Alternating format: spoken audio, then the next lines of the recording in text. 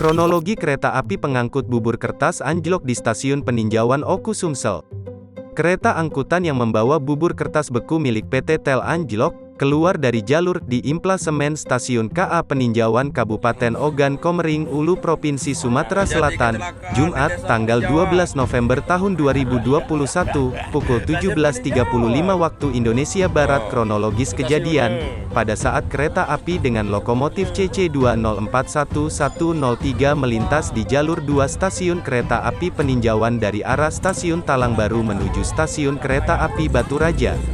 Tiba-tiba rangkaian gerbong 13, 14, 15 dan 16 anjlok keluar jalur kereta api. Akibatnya rangkaian gerbong kereta api nomor 13 menabrak jalur 3, dan rangkaian gerbong nomor 14 menabrak gerbong gabus yang sedang parkir di jalur 1, dan untuk gerbong nomor 15 dan 16 keluar dari rel jalur 2. Penyebab terjadinya anjlok diperkirakan titik awal anjlok dari wesel atau perpindahan jalur rel kereta api.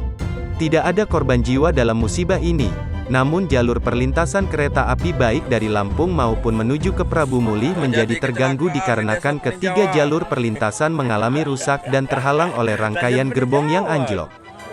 Oh, stasiunnya. Ini sepurnya. Ini kuah. Serangkaian. Serangkaian. Untuk serangkaian.